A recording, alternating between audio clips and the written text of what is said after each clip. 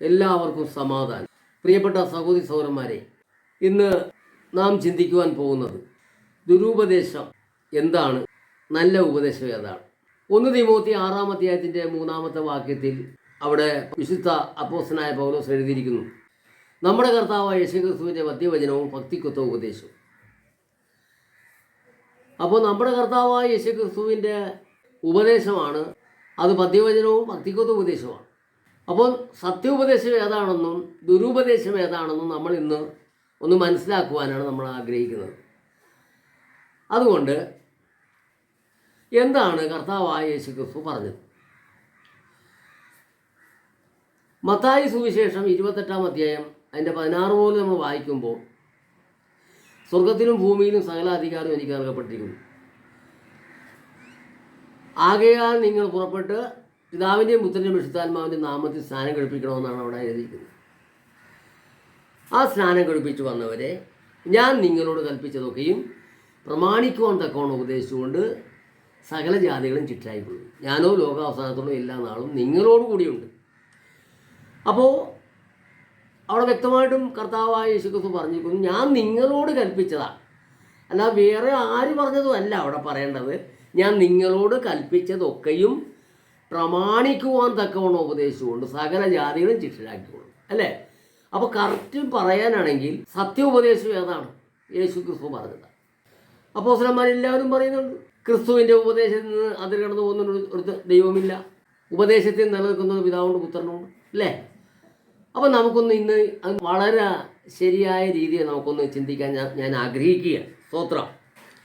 അപ്പോൾ ഇവിടെ പദ്യവചനവും ഭക്തിക്കൊത്ത ഉപദേശം ഏതാണ്, ദുരുപദേശം ഏതാണെന്നുള്ള നമ്മളൊരു വേർതിരിവാണ് കാണാൻ പോകുന്നത്. അപ്പോൾ കർത്താവ് തൻ്റെ ശിഷ്യന്മാരെ തിരഞ്ഞെടുത്തിട്ട് പറഞ്ഞു, നിങ്ങൾ ഭൂലോകത്തിലൊക്കെ പോയി സകല സൃഷ്ടികളോടും സുവിശേഷം പ്രസംഗിക്കണം. വിശ്വസിക്കുന്നവരെ പിതാവിൻ്റെയും പുത്രൻ്റെയും പരിശുദ്ധാത്മാവിൻ്റെയും നാമത്തിൽ സ്നാനം കഴിപ്പിക്കണം. ആ സ്നാനം കഴിപ്പിച്ച് വന്നവരെ ഞാൻ നിങ്ങളോട് കൽപ്പിച്ചതൊക്കെയും പ്രമാണിക്കുവാൻ തക്കവണ്ണം ഉപദേശിക്കണം. അതാണ് ഉപദേശം. അതിനു പകരം വിശ്വസിച്ച് സ്നാനപ്പെട്ടു വന്നവരെ ദുരുപദേശക്കാരെന്താ ചെയ്ത? സങ്കീർത്തനങ്ങൾ വായിപ്പിക്കാൻ തുടങ്ങി. അവർ സങ്കീർത്തനങ്ങൾ വായിപ്പിച്ചു. അപ്പോൾ ഉപദേശം ഏതാണ്? ഉപദേശം കർത്താവ് കൽപ്പിച്ചാണ് ഉപദേശം. കർത്താവ് കൽപ്പിക്കാത്തതാണ് സങ്കീർത്തനങ്ങൾ. അപ്പോൾ ദുരുപദേശം മനസ്സിലായല്ലോ. ഇനി രണ്ടാമത്തെ ഒരു വിഷയം, സ്തോത്രം, ആരാധന. എങ്ങനെ ആരാധിക്കണമെന്നാണ് യേശു പറഞ്ഞത്. ശമരിയക്കാരത്തെ സ്ത്രീയോട് യേശു പറഞ്ഞത് എന്താണ്? ദൈവം ആത്മാവാകുന്നു. ആത്മാവാകുന്ന ദൈവത്തെ സത്യനമസ്കാരികൾ സത്യത്തിലും ആത്മാവിലും ആരാധിക്കുന്ന നാഴിക വന്നുമിരിക്കുന്നു. തന്നെ ആരാധിക്കുന്നവർ ഇങ്ങനെയുള്ളവർ ആയിരിക്കണം താനിച്ചിരിക്കുന്നു. അപ്പോൾ ആരാധന എന്താണ്? സുവിശേഷം കേട്ട് വിശ്വസിച്ച് പിതാവിൻ്റെ പുത്രൻ്റെ പരിശുദ്ധാത്മാവിൻ്റെ നാമത്തിൽ സ്നാനം കഴിച്ച് പരിശുദ്ധാത്മാവിനെ പ്രാപിച്ച് ആത്മാവും സത്യത്തിലുള്ള ആരാധനയാണ് ആരാധന. കറക്റ്റല്ലേ? തന്നെ ആരാധിക്കുന്നവർ ഇങ്ങനെയുള്ളവർ ആയിരിക്കണമെന്ന് താനിച്ചിരിക്കുന്നു. അപ്പോൾ അതിന് പകരം എന്തു ചെയ്തു? പുസ്തകത്തിൽ പാട്ടുണ്ടാക്കി എഴുതി. ഓരോരുത്തരും കൃതിച്ചുണ്ടാക്കിയ പാട്ടുകൾ ചിലപ്പോൾ വചനത്തിൽ നിന്നൊക്കെ പെറുക്കിയെടുത്തതായിരിക്കാം. അങ്ങനെ ഒരു തട്ടിക്കൂട്ട് പാട്ടുണ്ടാക്കി അതിന് ട്യൂൺ ചെയ്തു അത് പാടി അതൊരു പുസ്തകമാക്കി. എന്നിട്ട് ആ പുസ്തകങ്ങളെല്ലാം വിതരണം ചെയ്തു. ആ പുസ്തകത്തിലെ പാട്ട് എല്ലാവരും പഠിക്കാൻ നോക്കി. അങ്ങനെ എല്ലാവരും ആ പാട്ട് പഠിപ്പിച്ചു. അങ്ങനെ എല്ലാവരും ആ പാട്ട് പഠിച്ച് ആ പാട്ട് പാടി കൈകൊട്ടിയപ്പോൾ ആരാധന. ഡ്യൂപ്ലിക്കേറ്റ് ആരാധന.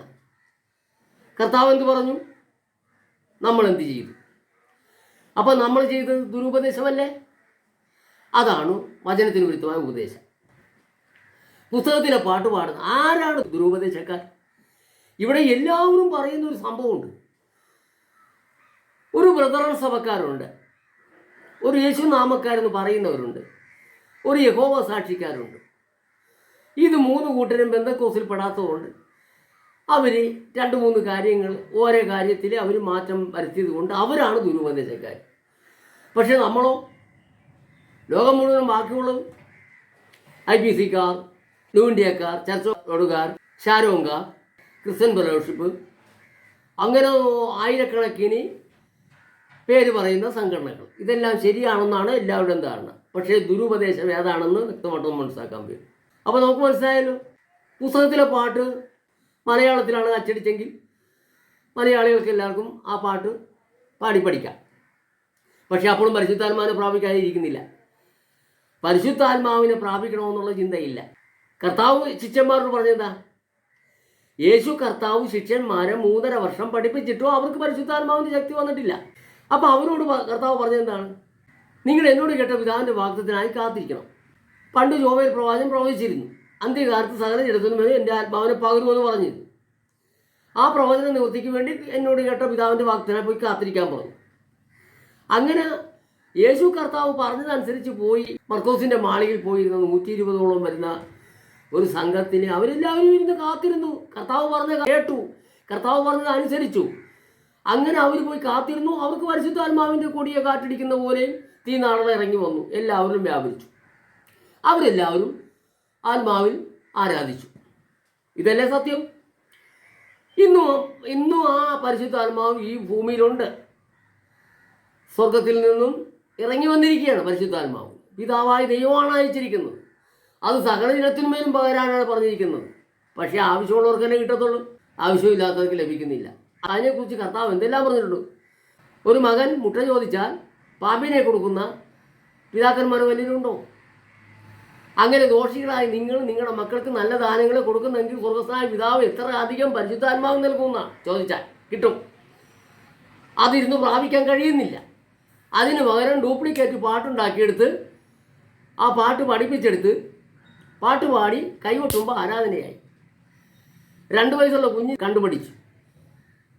അമ്മയും അപ്പനൊക്കെ കൂടി ഇങ്ങനെ പാട്ട് പാടി കൈയടിക്കണത് ആ 2 വയസ്സുള്ള കുഞ്ഞ് പഠിച്ചിട്ട് ആ കുഞ്ഞ് വീട്ടിൽ വന്നിരുന്നുണ്ട് ഒരു കർച്ചീപ്പെടുത്ത് തലയിട്ടുണ്ട്. ആ കുഞ്ഞിൻ്റെ പണി ഇതാ. കാരണം അമ്മയപ്പനും സ്ഥിരം ചെയ്യുന്ന പണി ഇതാണെന്ന് അവർ കണ്ട്, ആ കുഞ്ഞ് കണ്ട്. അത് ആത്മാവ് വന്നിട്ടാണോ ആ കുഞ്ഞങ്ങനെ ചെയ്യുന്നത്? അല്ല, അത് കണ്ടുപിടിക്കുകയാണ്. അപ്പോൾ കണ്ടുപഠിക്കുന്നതും പ്രാപിക്കുന്നതുമായിട്ട് വ്യത്യാസമുണ്ട്. അപ്പോൾ കണ്ടുപഠിക്കുന്നതെല്ലാം ഡ്യൂപ്ലിക്കേറ്റും പ്രാപിക്കുന്നതാണ് കറക്റ്റും. ശരിയല്ലേ? അപ്പോൾ നമ്മളൊന്ന് മനസ്സിലാക്കണം. അപ്പോൾ ഡ്യൂപ്ലിക്കേറ്റ് ഏതാണ്, ദുരുപദേശം ഏതാണെന്ന് നമുക്ക് മനസ്സിലാക്കാൻ പറ്റും. ഇനി അടുത്ത ഒരു വിഷയമുണ്ട്. സഭായോഗത്തിൽ ഇന്ന് എന്താണ് നടക്കേണ്ടത്? നമുക്കവിടെ വചനം കേൾക്കണം. വചനം കേൾക്കാനുള്ള അല്പം സമയമുള്ളവിടെ. കാരണം ഒന്നാമത്തേന് 3-4 പാട്ട് പാടി അത് റിപ്പീറ്റ് ചെയ്ത് 3-4-5-6 പ്രാവശ്യം പാടി ആ സമയം കൂടെ കളഞ്ഞ് പിന്നെ അത് കഴിഞ്ഞ് പാസ്റ്ററിൻ്റെ പ്രാർത്ഥന, പിന്നെ 2 സഹോദരിമാരുടെ ഭാഗത്തു നിന്നും സഹോദരന്മാരുടെ ഭാഗത്തു നിന്നൊക്കെ പ്രാർത്ഥന, ഇതെല്ലാം കഴിഞ്ഞാണ് നമുക്ക് വചന ശുശ്രൂഷ കിട്ടേണ്ടത്.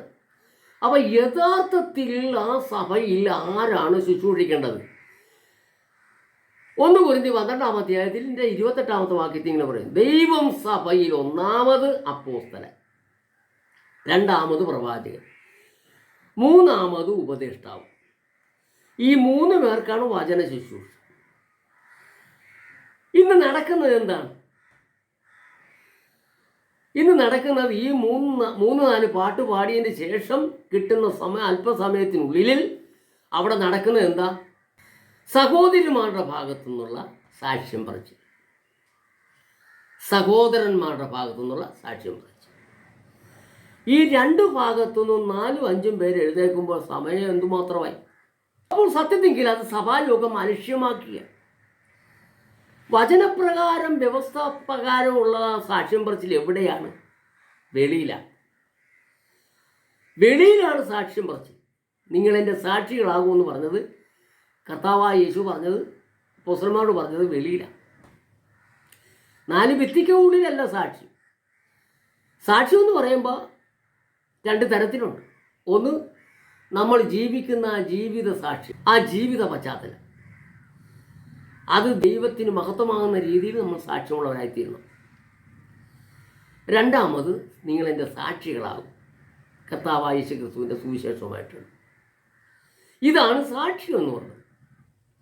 അതിന് പകരം നമ്മൾ എന്ത് ചെയ്ത്, നമ്മൾ നമ്മുടെ രീതിയിലുള്ളൊരു സാക്ഷ്യമാക്കിയെടുത്ത് സഭായോഗത്തിന് വന്നിട്ട് അലങ്കോലപ്പെടുത്തുക, അതും ഇതുമൊക്കെ പറഞ്ഞു.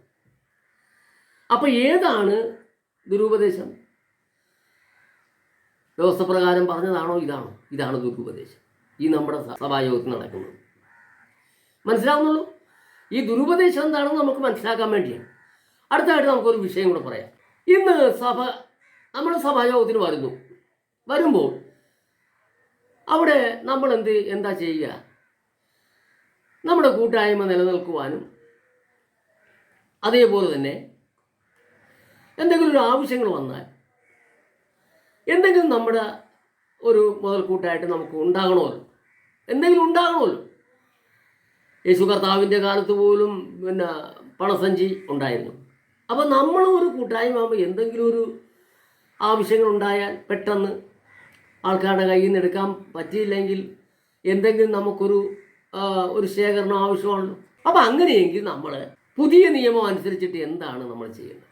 ഗലാത്യ ലേഖനം 6-ാം അധ്യായത്തിൻ്റെ 6-ാം വാക്യത്തിൽ പറയുന്നുണ്ട്, വചനം പഠിക്കുന്നവൻ പഠിപ്പിക്കുന്നവന് എല്ലാ നന്മയിലും ഓഹരി കൊടുക്കും, വഞ്ചനപ്പെടരുതെന്ന് പറഞ്ഞിട്ടുണ്ട്. അപ്പോൾ അത് കൃത്യമായിട്ടും വചനപ്രകാരമുള്ള കാര്യമാണല്ലോ, അപ്പോസ്തലന്മാരുടെ ഉപദേശപ്രകാരമുള്ള കാര്യം. അതിന് പകരം നമ്മളിവിടെ എന്ത് ചെയ്യണം? സ്തോത്രക്കാഴ്ചയും ദശാംശം. അത് പുതിയ നിയമത്തിലുള്ളതാണോ? ഇല്ലാത്തതാണ്. അപ്പം അത് ഓടുന്നു കൊണ്ടും അത് ദുരുപദേശമാണ്, അത് ദുരുപദേശക്കാർ കൊണ്ടുവന്നതാണ്.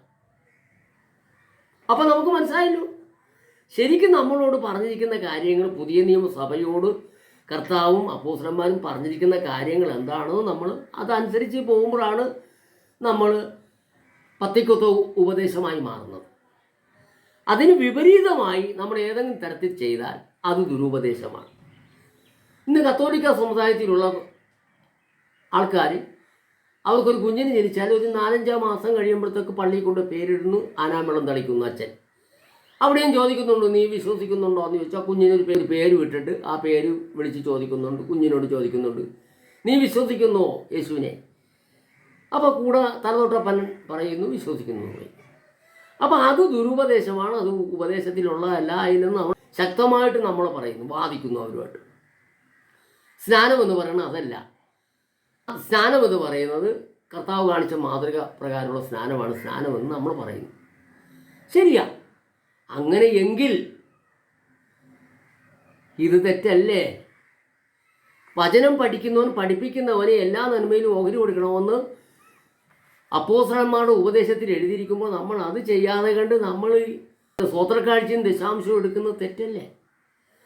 അത് എവിടുന്ന് വന്നു? ഇതാണ് കാര്യങ്ങൾ. അപ്പോൾ അതാണ് ദുരുപദേശം. ഇനി അടുത്ത വിഷയം നമുക്കൊന്ന് മനസ്സിലാക്കാം. നമുക്ക് കർത്താവിൻ്റെ വരവിൽ എങ്ങനെ ഇവിടുന്ന് രൂപാന്തരം പ്രാപിച്ചു പോകാമെന്നാണ് നമ്മൾ ആലോചിക്കുന്നത്. എങ്ങനെ പോകാമെന്നാണ് കർത്താവ് പറഞ്ഞിരിക്കുന്നത്. സുവിശേഷം കേട്ട് വിശ്വസിച്ച് പിതാവിൻ്റെയും പുത്രൻ്റെയും പരിശുദ്ധാത്മാവിൻ്റെ നാമത്തിൽ സ്നാനം കഴിച്ച് അപ്പോസ്തലന്മാർ നമ്മളെ ഉപദേശിച്ചെന്ന ഉപദേശപ്രകാരം നമ്മൾ ജീവിക്കുമ്പോഴല്ലേ നമുക്ക് വിശുദ്ധിയും വേർപാടും ഒക്കെ ഉണ്ടാകുന്നത്. അപ്പോഴല്ലേ നമുക്ക് പരിശുദ്ധാത്മാവിന് ലഭിക്കുന്നത്. പരിശുദ്ധാത്മാവില്ലാത്ത ഒരു വ്യക്തിക്ക് സ്വർഗ്ഗരാജ്യത്തിൽ പോകാൻ പറ്റുമോ? റോമാലേഖനം 8-ാം അധ്യായത്തിൻ്റെ 9-ാം വാക്യത്തിൽ എന്താ പറയുന്നത്? ക്രിസ്തുവിൻ്റെ ആത്മാവില്ലാത്തവൻ അവനുള്ളവനല്ല, അല്ലേ? റോമാലേഖനം 8-ാം അധ്യായത്തിൻ്റെ 9-ാമത്തെ വാക്യം, ക്രിസ്തുവിൻ്റെ ആത്മാവില്ലാത്തവൻ അവനുള്ളവനല്ല. അപ്പോൾ അങ്ങനെയാണെങ്കിൽ കർത്താവ് വരുമ്പോൾ ക്രിസ്തുവിൻ്റെ ആത്മാവില്ലാത്ത ഒരാളിനെ ഇവിടുന്ന് എങ്ങനെ പോകാൻ പറ്റും? അപ്പോൾ ഇതാണ് കൃത്യമായ കാര്യം. അതുകൊണ്ടാണ് പരിശുദ്ധാത്മാവിനെ പ്രാപിക്കണമെന്ന് തന്നെ പറയുന്നത് അപ്പോസ്തലന്മാർ. പരിശുദ്ധാത്മാവിനെ പ്രാപിക്കാത്ത ഒരു വ്യക്തിക്കും സ്വർഗ്ഗരാജ്യത്തിൽ പ്രവേശിക്കാൻ പറ്റത്തില്ല. സഭകളിൽ പഠിപ്പിക്കണമെന്ന്. ഇന്ന് അതിനു പകരം നമ്മൾ എന്ത് ചെയ്യുന്നു? സഭായോഗത്തിൽ കൂടി വരുന്ന വിശ്വാസികളോട് നമ്മൾ പറയുന്നത് എന്താണ്? പാസ്റ്റർമാർ പറയുന്നത് കേട്ടതാണ്, സ്നാനപ്പെട്ടാൽ മതി, സ്നാനപ്പെട്ട ഉടനെ നമുക്ക് സ്വർഗ്ഗരാജ്യം പ്രവേശനം ലഭിച്ചു, വിശ്വസിച്ചപ്പോഴേ നമുക്ക് ആത്മാവിനെ കിട്ടിയെന്ന് പറയുന്നു. ശരിയാണോ? അത് ദുരുപദേശമല്ലേ? അപ്പോൾ അതാണ് ദുരുപദേശം. നമ്മൾ കർത്താവായ യേശുവിനെ സ്വന്തം രക്ഷിതായി സ്വീകരിച്ചപ്പോൾ തന്നെ ആത്മാവിനെ കിട്ടിയെന്ന് പറയുന്നത് ദുരുപദേശമാണ്. നമുക്ക് കർത്താവായ യേശു ക്രിസ്തുവിനെ വിശ്വസിക്കുവാനുള്ള ഒരു കൃപ ലഭിച്ചത് എങ്ങനെയാണ്? ദൈവം പറയുന്നത് എന്താണ്? പിതാവ് ആകർഷിക്കാതെ ആർക്കും പുത്രനെ വിശ്വസിക്കുവാൻ കഴിയില്ല. അപ്പോൾ പിതാവ് ആകർഷിച്ചത് കൊണ്ടാണ് നമുക്ക് പുത്രനെ വിശ്വസിക്കുവാൻ കഴിഞ്ഞത്, പുത്രൻ്റെ സുവിശേഷത്തിൽ വിശ്വസിക്കുവാനിടയായത്, അല്ലേ? അതിനൊരു പ്രവൃത്തികളും കാരണമല്ല എന്ന് വചനം പറയുന്നു. അതിന് പ്രവൃത്തികളും കാരണമല്ല. അതിന് നമുക്കൊരു പ്രശംസിക്കാൻ വകയില്ല. അത് ദൈവത്തിൻ്റെ കൃപയാണ്. പിന്നെ ഇനി അടുത്ത കാര്യങ്ങളാണ് നമ്മൾ ചെയ്യാനുള്ളത്. അപ്പോൾ ഇവിടെ നമ്മൾ ചെയ്യുന്നത് എന്താണ്? സ്നാനപ്പെട്ടാൽ മതി, ആരുടെയും രക്ഷ നഷ്ടപ്പെട്ടു പോവുകയില്ല എന്നാണ് പറയുന്നത്. അത് കാരണം കൊണ്ട് എന്തു പറ്റുന്നു? അത് കാരണത്താൽ എന്തു പറ്റുന്നു? ആർക്കും പരിശുദ്ധാത്മാവിനെ പ്രാപിക്കുവാൻ സമയമില്ല. എല്ലാവർക്കും തിരക്ക്. ഇതാണ് വന്നിരിക്കുന്നത്. അപ്പോൾ ഏതാണ് ദുരുപദേശം? ഇന്ന് പറഞ്ഞു കൊടുക്കുന്ന പാസ്റ്റർമാർ പറയുന്നത് തെറ്റല്ലേ? വിശ്വസിച്ചപ്പോഴേ ആത്മാവുണ്ട്, ഇനി സ്നാനപ്പെട്ടാൽ മതി, സ്നാനപ്പെട്ടാൽ ആരും നശിച്ചു പോവുകയില്ല, എല്ലാവരും രക്ഷപ്പെടും എന്നാണ് പറയുന്നത്. അത് എവിടുന്ന് വന്നു? അത് കത്തോലിക്ക സമുദായത്തിൽ നിന്ന് വന്നതാണ്. എപ്പോൾ പറയുന്നതാണ്? ഒരാൾ മരിച്ചതിന് ശേഷം അയാളിനെ അടക്കം ചെയ്യാനായിട്ട് വരുമ്പോൾ പള്ളിയിലെ പുരോഹിതനും വന്ന് ആ ശവം എടുക്കാൻ പോണ സമയത്ത് പറയുന്നത് മാമോദീസ വഴിയായി സ്വർഗാരോഹണം ലഭിച്ചെന്നും പറഞ്ഞ് അവിടെ കുറച്ച് കാര്യങ്ങൾ പറയും. ഇത് അവിടുന്ന് പോകുന്നതാണ്. അപ്പോൾ ഇതൊക്കെ നമ്മൾ മനസ്സിലാക്കണം. ഇത് ദുരുപദേശമാണ്. ഇതാണ് ദുരുപദേശം. ഇനി അടുത്തൊരു വിഷയം കൂടെ എനിക്ക് പറയാനുണ്ട്. തിരുവത്താഴത്തെക്കുറിച്ചാണ് എനിക്ക് പറയാനുള്ളത്. തിരുവത്താഴം എങ്ങനെയാണ് തിരുവത്താഴം നടത്തിയത്? കർത്താവും അപ്പോസ്തലന്മാരും തിരുവത്താഴം നടത്തിയത്. കർത്താവ് പെസഹായുടെ അത്താഴം അപ്പം മുറിക്കൽ ശുശ്രൂഷ നടത്തിയിട്ടുണ്ട്. 12 ശിഷ്യന്മാരെ ഇരുത്തി ചെയ്തതായിട്ട് നമുക്ക് ചരിത്രങ്ങളുണ്ട്. നമുക്ക് അത് മനസ്സിലാക്കാൻ കഴിയും. മത്തായി സുവിശേഷം മുതൽ നമ്മൾ യോഹന്നാൻ സുവിശേഷം വരെ വായിക്കുന്നതിനുള്ളിൽ അവിടെ പറയുന്നുണ്ട്, സന്ധ്യയാകുവാൻ കർത്താവ് കാത്തിരുന്നു. സന്ധ്യ ആയപ്പോൾ കർത്താവ് എഴുന്നേറ്റു, ശിഷ്യന്മാരുമായിട്ട് പോയി പെസഹയുടെ അപ്പം മുറിച്ചു നമുക്ക് കാണാൻ സാധിക്കും. എന്നാൽ പുതിയ നിയമസഭയിലെ തിരുവത്താഴ ശുശ്രൂഷ എങ്ങനെയായി? പെന്തക്കോസ്താ നാൾ വന്നപ്പോൾ അവരെല്ലാവരും കൂടെ ഒരുമിച്ച് പോകും. അവരന്ന് 120ഓളം വരുന്ന ഒരു കൂട്ടമാണ് ഉണ്ടായിരുന്നത്. അതിന് ശേഷം 3000 പേര് അവരോട് കൂടി. അതിൻ്റെ പിറ്റേ ദിവസം 5000 പിന്നെ 7000 അങ്ങനെ പെരുകി. പിന്നെ ശലോമോൻ്റെ മണ്ഡപത്തിലായി. അവിടെ കൂടിയിട്ട് എന്ത് ചെയ്യുന്നു? അവർ അന്ന് കൂടി അവരെല്ലാം പിരിഞ്ഞു പോയി വീടുകളിൽ അപ്പം നോക്കി. അവിടെ നമുക്ക് വായിക്കുമ്പോൾ കാണാൻ പറ്റും. അതിൻ്റെ ഒരു ഭാഗം ഒന്ന് വായിക്കാം. അപ്പോസ്തല പ്രവൃത്തി 2-ാം അധ്യായം 38 പോലെ നമുക്ക് വായിക്കാം. നിങ്ങൾ മാനസാന്തരപ്പെട്ട് നിങ്ങളുടെ പാപങ്ങളുടെ മോചനത്തിനായി ഓരോരുത്തൻ യേശുക്രിസ്തുവിൻ്റെ നാമത്തിൽ സ്നാനമേൽപ്പീൻ, എന്നാൽ പരിശുദ്ധാത്മാവെന്ന് ദാനം ലഭിക്കും. വാഗ്ദത്തം നിങ്ങൾക്കും നിങ്ങളുടെ മക്കൾക്കും നമ്മുടെ ദൈവമായ കർത്താവ് വിളിച്ചു വരുത്തുന്ന ദൂരസ്ഥന്മാരായ എവർക്കുമുള്ളതല്ലോ എന്ന് പറഞ്ഞു. മറ്റു പല വാക്കുകളാലും അവൻ സാക്ഷ്യം പറഞ്ഞ് അവരെ പ്രബോധിപ്പിച്ചു. ഈ വക്രതയുള്ള തലമുറയെ രക്ഷിക്കപ്പെടുവിൻ എന്ന് പറഞ്ഞു. അവൻ്റെ വാക്ക് കൈക്കൊണ്ടവർ സ്നാനമേറ്റു. അന്ന് 3000ഓളം പേർ അവരോട് ചേർന്നു. അവർ അപ്പോസ്തലന്മാരുടെ ഉപദേശം കേട്ടും കൂട്ടായ്മ ആചരിച്ചും അപ്പം നുറുക്കിയും പ്രാർത്ഥന കഴിച്ചും പോകും. 43-ാമത്തെ വാക്യം നാം വായിക്കും. എല്ലാവർക്കും ഭയമായി. അപ്പോസ്തലന്മാരാൽ ഏറിയ അത്ഭുതങ്ങളും അടയാളങ്ങളും നടന്നു. വിശ്വസിച്ചവർ എല്ലാവരും ഒരുമിച്ചിരുന്നു. സകലവും പൊതുവക എന്ന് എണ്ണുകയും ജന്മഭൂമികളും വസ്തുക്കളും വിറ്റ് അവനവന് ആവശ്യമുള്ളതുപോലെ എല്ലാവർക്കും പങ്കിടുകയും ഒരുമനപ്പെട്ട് ദിനം പ്രതി ദേവാലയത്തിൽ കൂടുവരികയും വീട്ടിൽ അപ്പം നുറുക്കിക്കൊണ്ട് ഉല്ലാസവും ഹൃദയ പരമാർത്ഥവും പൂണ്ട് ഭക്ഷണം കഴിക്കുകയും ദൈവത്തെ സ്തുതിക്കുകയും സകല ജനത്തിൻ്റെയും കൃപ അനുഭവിക്കുകയും ചെയ്തു. കർത്താവ് രക്ഷിക്കപ്പെടുന്നവരെ ദിനം പ്രതി സഭയോട് ചേർത്തു. അപ്പോൾ ഇവിടെ 46-ാമത്തെ വാക്യത്തിൽ പറയുന്നു, ഒരുമനപ്പെട്ട് ദിനം പ്രതി ദേവാലയത്തിൽ കൂടി വരികയും വീട്ടിൽ അപ്പം നുറുക്കിക്കൊണ്ട്. അപ്പം എന്ന് പറഞ്ഞാൽ ദൈവാലയത്തിൽ എല്ലാവരും വന്ന് കൂടുന്നു. 5000-മോ 7000-മോ 10000-മോ അതിൽ കൂടുതലോ ആൾക്കാർ കാണും. അവർ എന്നിട്ട് എന്ത് ചെയ്യുന്നു? അവരെല്ലാവരും പിരിഞ്ഞു പോയതിന് ശേഷം സന്ധ്യയായ സമയത്ത് പല വീടുകളിലാണ്. കാരണം എന്താ? ഒരു വീട്ടിൽ കൂടാൻ പറ്റത്തില്ല. ഒരു ഏരിയയിലുള്ളവരെല്ലാം കൂടെ ഒരു വീട്ടിൽ കൂടുന്നു. മറ്റു സ്ഥലങ്ങളിലുള്ളവർ മറ്റു സ്ഥലത്തുള്ള എല്ലാവരും കൂടെ ഒരു വീട്ടിൽ കൂടുന്നു. അങ്ങനെ പല വീടുകളിലായി പല കൂട്ടങ്ങളായിട്ട് രാത്രി തിരുവത്താഴ ശുശ്രൂഷ നടത്തുന്നു. സഭായോഗത്തിൽ വരുമ്പോൾ നമ്മൾ എല്ലാവരും കൂടിയാണ് കടന്നു വരുന്നത്. അപ്പോൾ അവിടെ ഒരുങ്ങി വരുന്നവരുണ്ട്, ഒരുങ്ങാതെ വരുന്നവരുണ്ട്. പാപം ചെയ്യാതെ വരുന്നവരുണ്ട്, പാപം ചെയ്തേച്ചും വരുന്നവരുണ്ട്. അനുസരണമുള്ളവരുണ്ട്, അനുസരണം ഇല്ലാത്തവരുണ്ട്. ലോകസ്നേഹികളുണ്ട്, ലോകത്തെ സ്നേഹിക്കാത്ത, ലോകത്തെ വിട്ടുപോകുന്നവരുണ്ട്. അതുകൊണ്ട് എല്ലാവർക്കും ആ അപ്പത്തിൽ പങ്കാളികളായി തീരുവാൻ സാധിക്കത്തില്ല. അതുകൊണ്ട് എന്ത് ചെയ്യുന്നു? വൈകുന്നേരം രാത്രി തിരുവത്താഴ ശുശ്രൂഷയ്ക്കായിട്ട് ദൈവം തന്നെ മാറ്റിവെച്ചിരിക്കുന്നു. ദൈവം മാറ്റിവെച്ചതാണ്. അത് ദൈവപുത്രനായ ക്രിസ്തുവിനോട് പറഞ്ഞു കൊടുത്തിരുന്നു പിതാവ് പുത്രനോട് പറഞ്ഞു കൊടുത്തത് കൊണ്ടാണ് പുത്രൻ 12 അപ്പോസ്തലന്മാരെ വിളിച്ച് അങ്ങനെ തന്നെ ചെയ്തിരുന്നത്. സന്ധ്യയാകുവാൻ കാത്തിരുന്നു. അപ്പോൾ ശിഷ്യന്മാരോട് ഈ കാര്യങ്ങൾ വ്യക്തമായിട്ട് പറഞ്ഞു കൊടുത്തിരുന്നു ഉണ്ട്, അല്ലെങ്കിൽ അവരങ്ങനെ ചെയ്യത്തില്ല. കാരണം കർത്താവ് പറഞ്ഞിട്ടുണ്ട്. യോഹന്നാന്റെ സുവിശേഷം 16-ാം അധ്യായത്തിൻ്റെ 12-ാം വാക്യത്തിൽ യേശു കർത്താവ് പറഞ്ഞിട്ടുണ്ട്, ഇനിയും വളരെയധികം നിങ്ങളോട് പറവാനുണ്ട്, ഇപ്പോൾ നിങ്ങൾക്ക് വഹിപ്പാൻ കഴിവില്ല. സത്യത്തിൻ്റെ ആത്മാവ് വരുമ്പോൾ അവൻ നിങ്ങളെ സകല സത്യത്തിലും വഴി നടത്തും. ഞാൻ പറഞ്ഞത് അവൻ വരുമ്പോൾ ഞാൻ പറഞ്ഞതെല്ലാം നിങ്ങളെ ഓർപ്പിക്കും.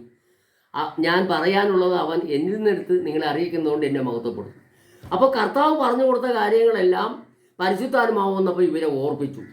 അപ്പോൾ ഓർപ്പിച്ചത് കൊണ്ടാണ് ശിഷ്യന്മാരെന്ത് ചെയ്തു? വീട്ടിൽ അപ്പം നുറുക്കി രാത്രി. കർത്താവും രാത്രിയാകാൻ വേണ്ടി കാത്തിരുന്നു. ആ മാതൃകയാണ് അവരനുസരിക്കുന്നത്. അതേപോലെ ആ കൂട്ടത്തിലില്ലാത്ത ഒരാളാണ് പൗലോസ്. അങ്ങനെ പൗലോസ് അപ്പോസ്തലനെ കുറിച്ച് നമുക്ക് മനസ്സിലാക്കാം. അപ്പോസ്തല പ്രവൃത്തി 20-ാം അധ്യായം 20-ാം അധ്യായത്തിൻ്റെ 7-ാം വാക്യത്തിൽ നമുക്ക് കാണാം. ആഴ്ചവട്ടത്തിൻ്റെ 1-ാം ദിവസത്തിൽ ഞങ്ങൾ അപ്പം നുറുക്കുവാൻ കൂടി വന്നപ്പോൾ പൗലോസ് പിറ്റേന്നാൾ പുറപ്പെടുവാൻ ഭാവിച്ചതുകൊണ്ട് അവരോട് സംഭാഷിച്ചു. പാതിര വരെയും പ്രസംഗം നീട്ടി. ഞങ്ങൾ കൂടിയിരുന്ന മാളികയിൽ വളരെ വിളക്കുണ്ടായിരുന്നു. അവിടെ യുത്തിക്കോസ് എന്ന യൗവനക്കാരൻ കിളിവാതിൽക്കൽ ഇരുന്നു ഗാഠനിദ്ര പിടിച്ചു. പൗലോസ് വളരെ നേരം സംഭാഷിക്കാൻ നിദ്രാവശനായി 3-ാം തട്ടിൽ നിന്നും താഴെ വീണു. അവനെ മരിച്ചവനായി എടുത്തുകൊണ്ടുവന്നു. പൗലോസ് ഇറങ്ങിച്ചെന്ന് അവൻ്റെ മേൽ വീണു തഴുകി, ഭ്രമിക്കേണ്ട, അവൻ്റെ പ്രാണൻ അവനിലുണ്ട് എന്ന് പറഞ്ഞു. പിന്നെ അവൻ കയറിച്ചെന്ന് അപ്പം നുറുക്കി തിന്നു. പുലരുവോളം സംഭാഷിച്ചു. പ്രിയപ്പെട്ടവരെ, നമ്മൾ മനസ്സിലാക്കണം, അനുസരണമുള്ളവരാണ് അവർ. നമ്മളെപ്പോലെ അനുസരണമില്ലാത്തവരല്ല, അവരനുസരണമുള്ളവരാണ്. അവരങ്ങനെ അനുസരിച്ചത് കൊണ്ട് അവർക്ക് എല്ലാവർക്കും പരിശുദ്ധാത്മാവ് ലഭിച്ചു. അവരനുസരണമുള്ളവരായിരുന്നു. അനുസരണമുള്ളവർക്കാണ് പരിശുദ്ധാത്മാവ് നൽകുന്നത്. പറഞ്ഞ് മനസ്സിലാകുന്നുണ്ടോ? യോഹന്നാന്റെ സുവിശേഷം 14-ാം അധ്യായത്തിൻ്റെ 15-ാം വാക്യം ഒന്ന് വായിച്ചു നോക്കൂ. അവിടെ എന്താ പറഞ്ഞിരിക്കുന്നത്? സ്തോത്രം. നിങ്ങൾ എന്നെ സ്നേഹിക്കുന്നുവെങ്കിൽ എൻ്റെ കൽപ്പനകളെ കാത്തുകൊള്ളൂ. എന്നാൽ ഞാൻ പിതാവിനോട് ചോദിക്കും, അവൻ സത്യത്തിൻ്റെ ആത്മാവെന്ന മറ്റൊരു കാര്യസ്ഥനെ എന്നേക്കും നിങ്ങളോടുകൂടി ഇരിക്കേണ്ടതെന്ന് നിങ്ങൾക്ക് തരും. നിങ്ങൾ എന്നെ സ്നേഹിക്കുന്നെങ്കിൽ എൻ്റെ കൽപ്പനകളെ പ്രമാണിക്കും. അതാണ് അനുസരണമുള്ളവർ. അവർക്ക് പരിശുദ്ധാത്മാവ് ലഭിച്ചു. പിതാവിനോട് ചോദിച്ചു, വാങ്ങി, അവർക്ക് കൊടുത്തു. ഇന്നും അനുസരിക്കുമോ? അനുസരണമുണ്ടോ? ആരനുസരിക്കും അവർക്ക് പരിശുദ്ധാത്മാവ് നൽകും. അതുകൊണ്ട് പ്രിയ സഹോദരന്മാരെ, നമ്മളൊന്ന് മനസ്സിലാക്കണം. ഇന്ന് ഉച്ചക്ക് 12 മണിക്ക് സൂര്യൻ മുകളിൽ നിൽക്കുമ്പോൾ അപ്പമെടുത്ത് വാഴ്ത്തി നുറുക്കി കൊടുത്തേച്ചും അവണ്ണം തന്നെ അത്താഴം കഴിഞ്ഞു എന്നും പറഞ്ഞിട്ട് പാനപാത്രം എടുത്ത് ഉയർത്തുന്ന മുകളിലേക്കാണ്. ഇതെല്ലാം ദൈവം കണ്ടുകൊണ്ടിരിക്കുകയാണ്. അത് ഫോഷ്കല്ലേ? അതാണ് ദുരുപദേശം. മനസ്സിലാവുന്നുണ്ടോ? അതാണ് ദുരുപദേശം. അതേസമയം നമ്മൾ രാവിലെ ഞായറാഴ്ച 1-ാമത്തെ ദിവസം, ആഴ്ചവട്ടത്തിൻ്റെ 1-ാം ദിവസം നമ്മൾ വന്ന് എല്ലാവരും കൂടെ ആരാധിച്ച് ദൈവത്തെ മഹത്വപ്പെടുത്തി, കുഞ്ഞുകുട്ടി സഹിതം എല്ലാ കുടുംബം മൊത്തത്തിൽ വന്ന് ദൈവത്തെ ആരാധിച്ചു മഹത്വപ്പെടുത്തി സന്തോഷത്തോടെ വീട്ടിൽ പോയിട്ട് തിരുവത്താഴത്തിന് വേണ്ടി, കർത്താവിൻ്റെ മേശയ്ക്ക് വേണ്ടി ഒരുങ്ങിയിട്ടുള്ളവർ മാത്രം വന്ന് രാത്രി വന്ന് തിരുവത്താഴം നടത്തിക്കേ, നിങ്ങൾ അനുഗ്രഹിക്കപ്പെടും. നിങ്ങൾ അനുഗ്രഹിക്കപ്പെടും. അങ്ങനെയുള്ളവർക്ക് ആർക്കും ഒരു മനുഷ്യനും ദൈവരാജ്യത്തിൽ എത്താതിരിക്കില്ല. ഇത് ഫോഷ്കാണ് ചെയ്യുന്നത്. ഏതു ടിസഡ് വരെയും ചെയ്യുന്നത് ഫോഷ്ക്കും ദുരുപദേശമാണ്. അതുകൊണ്ടാണ് ദൈവം ഇവിടെ അനുഗ്രഹിക്കാത്തത്. ഇന്നത്തെ സഭകൾ നിറഞ്ഞ ആളുകൾ ഇരിക്കുന്നുള്ളൂ. ഒരെണ്ണം പോലും അതിനകത്തുനിന്ന് സ്വർഗരാജ്യത്തിലെത്താൻ അതിനകത്ത് ഒരെണ്ണം പോലും കാണുന്നില്ല. അത് നമ്മൾ മനസ്സിലാക്കണം. കാരണം എന്താ? അനുസരണമില്ലായ്മ, അനുസരിക്കുന്നില്ല. അപ്പോൾ രാത്രി എല്ലാവരും കൂടിയല്ല, അതിനൊരുക്കപ്പെട്ടവർ വന്ന് രാത്രി അപ്പം നുറുക്കി കൂട്ടായ്മ ആചരിച്ചോ, ദൈവം നിങ്ങളെ അനുഗ്രഹിക്കും. അല്ലാതെ ഉച്ചക്ക് 12 മണിക്ക് പാനപാത്രം എടുത്ത് സ്വർഗത്തേക്ക് ഉയർത്തിക്കൊണ്ട് അവിടെ അത്താഴം കഴിഞ്ഞെന്ന് പറയുമ്പോൾ ദൈവം തിരിഞ്ഞു കളയും. ഇത് കേൾക്കാനല്ല ദൈവം അവിടെ ഇരിക്കുന്നത്. പോഷ്ക്ക് പറയുന്നത് കേൾക്കാനല്ല, നമ്മുടെ പോഷ്ക്ക് പഠിപ്പിക്കുവാനല്ല ദൈവം അവിടെ, അത് കേൾക്കാനല്ലാതെ ദൈവം ഇരിക്കുന്നത്. അതുകൊണ്ട് അങ്ങനെ ചെയ്യുന്നത് തെറ്റാണ്. അതാണ് ദുരുപദേശം. അപ്പോൾ ദുരുപദേശവും പഥ്യോപദേശവും തമ്മിൽ മനസ്സിലാക്കി കാണുമെന്ന് ഞാൻ വിചാരിക്കുന്നു. അതുകൊണ്ട് പ്രിയപ്പെട്ട സഹോദരി സഹോദരന്മാരെ, നമുക്ക് ഈ വിശുദ്ധ വേദപുസ്തകം, ഇത് വിശുദ്ധ ഗ്രന്ഥമാണ്. ഇതാണ് നമ്മുടെ ഉപനിധി. ഇതുമായിട്ടാണ് നമുക്ക് ബന്ധം വേണ്ടത്. ദൈവത്തിൻ്റെ വചനം ജീവനും ചൈതന്യമുള്ളതായി ഇരുവായ്ത്തരയുള്ള ഏത് വാളിനേക്കാൾ മൂർച്ചയേറിയതും പ്രാണനെയും ആത്മാവിനെയും സന്ധിമജ്ഞകളെയും വേർതിരിക്കുന്നതുവരെ തുളച്ചു ചെല്ലുന്നതും ഹൃദയത്തിലെ ചിന്തനങ്ങളെയും ഭാവങ്ങളെയും വിവേചിക്കുന്നതുമാകും. അവൻ്റെ മുമ്പിലെല്ലാം നഗ്നതും മലർന്നതുമായി കിടക്കും. അവനുമായിട്ടാകുന്നു നമുക്ക് കാര്യമുള്ളത്. ആരുമായിട്ടാണ്? വചനവുമായിട്ട്. വചനം ആരാണ്? ദൈവമാണ്. ആ വചനവുമായിട്ടാണ് നമുക്ക് കാര്യമുള്ളത്. ഈ വചനത്തെ നമ്മൾ മറിച്ച് കളഞ്ഞാൽ ദൈവം നമ്മളോട് ക്ഷമിക്കത്തില്ല. നമ്മൾ പിശാചിനെ ആരാധിക്കുന്നവരായി മാറിയിരിക്കുന്നു. അതാണ് ഇന്ന് നടക്കുന്ന ആരാധന. നമ്മുടെ ചടങ്ങുകളെല്ലാം പിശാചിനുള്ളതാണ്. ചടങ്ങാണ് അത്, ആരാധനയല്ല. ഇന്ന് സഭായോഗമെന്നും പറഞ്ഞ് നമ്മൾ നടത്തുന്നതെല്ലാം ചടങ്ങാണ്, അത് ആരാധനയല്ല. ആ ചടങ്ങ് മുഴുവൻ ആർക്കുള്ളതാണ്? സാത്താനുള്ളതാണ്. കർത്താവ് പറഞ്ഞു, ജാതികൾ ബലികഴിക്കുന്നത് ആർക്കാണ്? ഭൂതങ്ങൾക്കാണ്. അപ്പോൾ നമ്മുടെയും ഈ ആചാര അനുഷ്ഠാനങ്ങളൊക്കെ നമ്മൾ ചെയ്യുന്ന ആർക്കാണ്? പിശാചിനായി മാറി. അതുകൊണ്ട് ദൈവം നമ്മളെ സ്നേഹിക്കുന്നത് കൊണ്ടാണ് ഇത് വ്യക്തമായിട്ട് വെളിപ്പെടുത്തിയത്. അതുകൊണ്ട് സഹോദരി സഹോദരന്മാർ ഇതൊന്നും മനസ്സിലാക്കണം. നമ്മൾക്കൊരു മടങ്ങി വരവില്ലെങ്കിൽ സ്വർഗരാജ്യമില്ല. നമുക്കൊരു മാനസാന്തരം ഉണ്ടായില്ലെങ്കിൽ സ്വർഗരാജ്യമില്ല. പിന്നെ നമ്മൾ ഈ ചെയ്യുന്നത് എന്തായിരിക്കും? അധർമ്മമായിട്ട് വരും. അതുകൊണ്ട് കർത്താവായ യേശു പറഞ്ഞു, മത്തായി 7 പറയുന്നു, അധർമ്മം പ്രവർത്തിക്കുന്നവരെ നിങ്ങൾ എന്നെ വിട്ടു പോകുവിൻ എന്ന നാളിൽ പറയും. അതുകൊണ്ടാണ് ഇപ്പോൾ നമുക്ക് വെളിപ്പെടുത്തിയത്.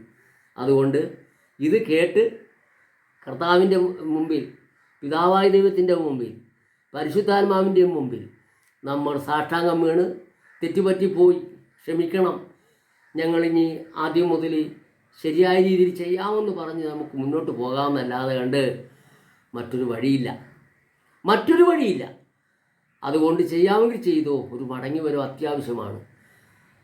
ഇത്രയും കാര്യങ്ങൾ ദൈവം വെളിപ്പെടുത്തി തന്നതിന് ഞാൻ ദൈവത്തെ സ്തുതിക്കുന്നു. ഞാൻ അതുപോലെ പോകാനായിട്ട് ഞാൻ ആഗ്രഹിക്കുന്നു.